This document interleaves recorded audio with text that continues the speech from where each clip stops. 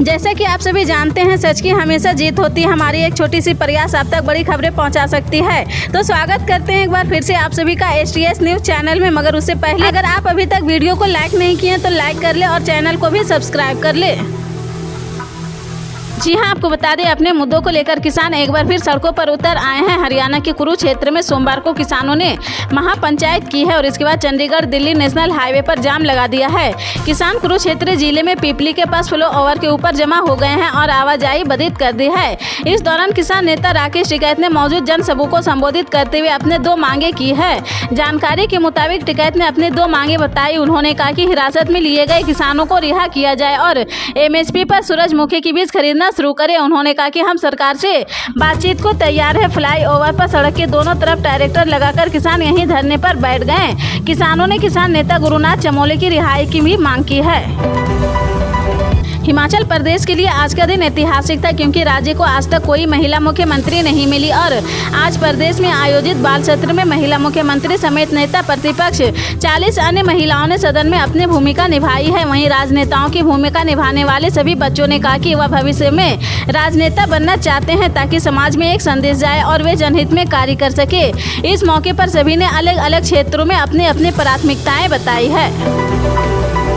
चक्रवाती तूफान बिपरजॉय ने भारत के पश्चिमी तट पर अपना रौद्र रूप दिखाना शुरू कर दिया है। मुंबई से लेकर केरल तक तट पर तेज हवाएं चल रही। समुद्र के बीच से ऊंची लहरें उठकर किनारे से टकरा रही है, जिसको लेकर तट इलाकों में तैयारी तेज कर दी है। इन इलाकों में NDRF और SDRF की टीमें तैनात कर दी गई है।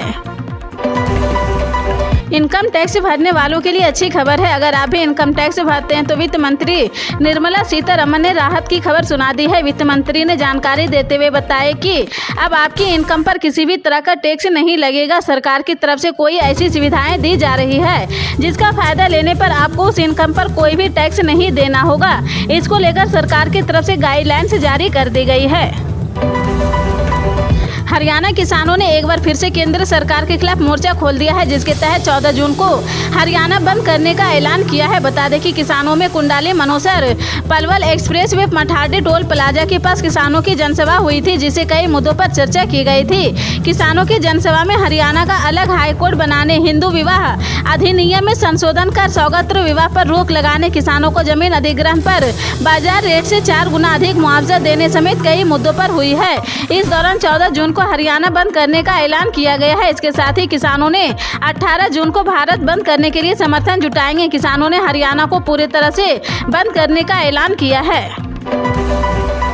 AIM चीफ और हैदराबाद के सांसद असदुद्दीन अवैसी ने हज कमेटी पर लापरवाही का आरोप लगाते हुए सरकार पर निशाना साधा। उन्होंने आरोप लगाया कि लाखों रुपये लेने के बाद भी हज पर जा रहे लोगों को सुविधाएं नहीं दी जा रही है। अवैसी ने सोमवार को ट्वीट किया, भारत से बड़ी संख्या में लोग हज करने पहुंच रहे हैं। देश से 1,75,025 लोग हज के लिए जा रहे हैं, लेकिन इसी बीच हज कमेटी की लापरवाही सामने आ रही है। 1 साल से भी ज्यादा समय से चल रहे महायुद्ध में अब यूक्रेन की सेना रूस पर भारी पड़ती दिखाई दे रही। कीव और बखमुत जैसे बड़े शहरों में जहां पहले रूसी सेना ने बढ़त हासिल कर ली थी, यूक्रेनी सेना वापसी कर रही। यूक्रेन रक्षा मंत्रालय ने खुद कहा कि यूक्रेन ने अब जवाबी हमला शुरू कर दिया है। यूक्रेन को रूस पर भारी पड़ता देख रूस में हड़कंप मचा हुआ है। रूसी मीडिया लगातार दावा करता रहा कि नाटो देशों की मदद से यूक्रेन ने विस्फोटक हथियारों की मदद मिल रही है, जिससे वह रूसी सेना पर हमला कर रही है। रूस टुडे की प्रधान संपादक मार्गरेटा मिस्रोर का कहना है कि अब अगर नाटो में बात नहीं माने तो व्लादिमीर पुतिन एंड गेम शुरू कर देंगे। एक सुबह हम उठेंगे तो पाएंगे कि पुतिन रात को ही अल्टीमेटम जारी कर चुके हैं।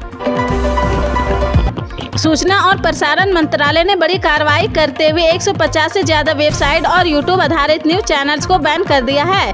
साल 2021 से चल रही ये वेबसाइट पर प्रतिबंध लगाने को लेकर मंत्रालय का कहना है कि ऐसा इसलिए किया गया है क्योंकि इन प्लेटफॉर्म पर पिछले 2 सालों से भारत विरोधी कंटेंट पेश किया जा रहा था। अधिकारी के मुताबिक सूचना प्रौद्योगिकी अधिनियम की धारा 69A के उल्लंघन से चलते इन वेबसाइट और चैनल्स को हटाया गया है। कांग्रेस के राष्ट्रीय महासचिव प्रियंका गांधी वाड्रा ने कहा कि सूबे में कांग्रेस की सरकार बनने पर हम पुरानी पेंशन को लागू करेंगे। रसोई गैस सिलेंडर 500 रुपये में दिया जाएगा। किसानों की जो कर्ज माफी कमलनाथ सरकार के साथ प्रारंभ हुई थी उसे पूर्ण किया जाएगा। यह मेरी गारंटी है। हमने कर्नाटक और हिमाचल प्रदेश में भी जो गारंटी दी थी उन्हें पूरा किया है। आपके साथ पिछले 18 साल से गलत हो रहा, आपका शोषण हो रहा। यहाँ धन बल से जनादेश को कुचला जाता है। पिछली बार हमारी अपनी सरकार बनाई थी, लेकिन जोड़ तोड़ और पैसे से भाजपा हमारी सरकार तोड़ी है और अपने बना ली है। प्रदेश में हमारे भी कुछ ऐसे नेता थे जो सत्ता की वजह से कांग्रेस छोड़कर चले गए हैं। केंद्र की अफसरशाही में राजस्थान कैडर का जलवा है। राजस्थान के 5 IPS अफसर महासचिव रैंक में आ गए हैं। वहीं 12 IAS अफसर additional secretary, joint secretary, director और डिप्टी सेक्रेटरी के पर तैनात है। इतना ही नहीं, CBI से लेकर central intelligence, IAC, IFB, SF, NIA से भी IPS अफसरों का दबदबा बरकरार है। वरिष्ठ भाजपा नेता गोविंद कांडा ने कहा कि 18 जून को सरसा में केंद्रीय गृह मंत्री अमित शाह की रैली ऐतिहासिक होगी और यह रैली प्रदेश के अब तक हुई रैलियों का रिकॉर्ड तोड़ेगी। वे रविवार को हिसारिया बाजार स्थित कैंप कार्यालय में कार्यकर्ताओं और पार्टी पदाधिकारियों की बैठक को संबोधित कर रहे थे। सोना सोमवार को 142 रुपये प्रति 10 ग्राम की गिरावट दर्ज की गई है और यह 59,834 रुपये प्रति 10 ग्राम के भाव से फिसला है। जबकि चांदी में भी 428 रुपये प्रति किलोग्राम की गिरावट दर्ज की गई है और यह 73,249 रुपये प्रति किलोग्राम के स्तर पर पहुंच गई है। सोने और चांदी की कीमतों में इस गिरावट से खरीदारों के चेहरे पर एक बार फिर मुस्कान लौट आई है। मध्य प्रदेश के जबलपुर में एक जनसभा में कांग्रेस महासचिव प्रियंका गांधी वाड्रा ने चुनावी शंखनाद किया है। इस दौरान उन्होंने एक रैली को संबोधित करते हुए PM मोदी पर निशाना साधा है। उन्होंने कहा कि इनके दिलों में आपके लिए कोई आस्था नहीं है। यहाँ आकर घोषणाएं करते हैं, उन्हें पूरा नहीं करते हैं। बड़ी बड़ी बातें होती है, डबल इंजन और ट्रिपल इंजन की बातें होती है। यह हिमाचल और कर्नाटक में भी यही कहते हैं। जनता ने उन्हें दिखा दिया है कि ये डबल इंजन की बातें बंद करो और काम करो, नहीं तो निकाल देंगे। भारतीय ओलंपिक संघ 4 जुलाई को भारतीय कुश्ती महासंघ के चुनाव कराएगा। जम्मू कश्मीर हाईकोर्ट के पूर्व मुख्य न्यायाधीश महेश मित्तल कुमार को भारतीय कुश्ती महासंघ के चुनाव के लिए निर्वाचन अधिकारी नियुक्त किया गया है। कुश्ती महासंघ के निवर्तमान प्रमुख ब्रिजेश भूषण शरण सिंह की गिरफ्तारी की मांग को लेकर पहलवान विरोध प्रदर्शन कर रहे हैं। सुप्रीम कोर्ट से बाइक टैक्सी एग्रीगेटर से रैपिडो और उबर को बड़ा झटका लगा है। सुप्रीम कोर्ट ने दिल्ली हाई कोर्ट के उस आदेश पर रोक लगा दी है जिसमें इन दोनों कंपनियों को दिल्ली सरकार की ओर से एक नीति तैयार होने तक एग्रीगेटर लाइसेंस से बिना काम करने की अनुमति दी गई थी। दिल्ली का सर्विस विवाद मामला थमने का नाम नहीं ले रहा। दिल्ली की आम आदमी पार्टी सरकार लगातार इसका विरोध कर रही। इसी कड़ी में आप संयोजक और दिल्ली के CM अरविंद केजरीवाल ने अध्यादेश के खिलाफ 11 जून को रामलीला मैदान में महारैली की है। CM केजरीवाल ने रामलीला मैदान में बुलाई गई महारैली को लेकर दावा किया है कि इस अध्यादेश के खिलाफ बीजेपी के लोग भी हैं। सोशल मीडिया पर जारी संदेश में CM अरविंद केजरीवाल ने कहा कि अध्यादेश के खिलाफ कल रामलीला मैदान की रैली में बीजेपी के भी कई लोग आए हैं। उन्होंने दावा किया कि बीजेपी वाले भी कह रहे मोदी जी ने ये अध्यादेश लाकर सही नहीं किया है। 200 विधानसभा सीटों वाले राजस्थान में इसी साल चुनाव होना है। विधानसभा चुनाव के मद्देनजर प्रदेश के मुख्यमंत्री अशोक गहलोत ने ABP न्यूज के खास बातचीत की है। इस दौरान गहलोत ने PM मोदी से एक मांग की है। गहलोत ने कहा कि जैसे UPA ने 4 गारंटियां लोगों को दी थी, उसी तरह प्रधानमंत्री को देश में सोशल सिक्योरिटी कानून लागू करना चाहिए। अशोक गहलोत का दावा है कि इस बार चुनाव में कांग्रेस 200 में से 156 सीटें जीतेगी। भगवान श्री जगन्नाथ की 20 जून को निकाली जाने वाली वार्षिक रथ यात्रा के मद्देनजर सुरक्षा के कड़े इंतजाम किए गए हैं। ओडिशा पुलिस प्रशासन की ओर से पूरी शहर और खासकर ग्राम रोड पर ड्रोन उड़ाने पर प्रतिबंध लगा दिया गया है। पुलिस प्रशासन की ओर से इस संबंध में एडवाइजरी जारी की गई है।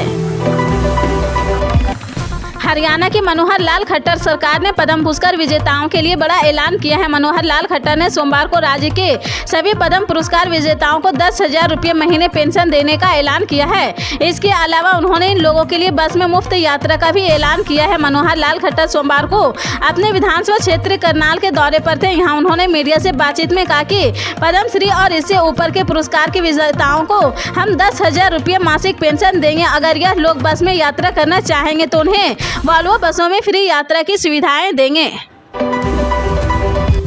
ऑनलाइन गेमिंग के जरिए धर्मांतरण मामले में आरोपी शहनवाज खान को महाराष्ट्र के ठाणे कोर्ट ने 15 दिन तक ट्रांजिट रिमांड पर भेज दिया है। बता दें कि शहनवाज खान उर्फ बद्दो की महाराष्ट्र के रायगढ़ जिले से गिरफ्तार किया गया है। पुलिस ने उसे रविवार को गिरफ्तार किया था और सोमवार को ठाणे कोर्ट में पेश किया। कोर्ट ने उसे 15 दिन तक ट्रांजिट रिमांड पर भेज दिया। एआईएम नेता असदुद्दीन अवैसी ने एक बार फिर मोदी सरकार पर निशाना साधा। औरंगजेब और टीपू सुल्तान को लेकर जारी सियासी घमासान को लेकर उन्होंने कहा कि इतिहास को बदलने की कोशिश की जा रही। उन्होंने कहा कि ऐसा लगता है कि लाल किला प्रधानमंत्री मोदी ने ही बनवाया है। अवैसी ने कहा कि मोदी सरकार की हिटलर के शासन से तुलना करते हुए कहा कि हम आज 1930 का जर्मनी देख रहे हैं। उन्होंने कहा कि इसी तरह की हेट स्पीच यहूदियों के खिलाफ भी दी जा रही थी, तब भी कुछ ऐसे ही फिल्में बनी थी। आज भारत में कश्मीर फाइल्स और द केरल स्टोरी बनाई जा रही है। इसी तरह की पल पल के अपडेट जानने के लिए जुड़े रहे आप अपने NTS न्यूज चैनल से। मिलते हैं अगली बड़ी खबर के साथ, तब तक के लिए जय हिंद।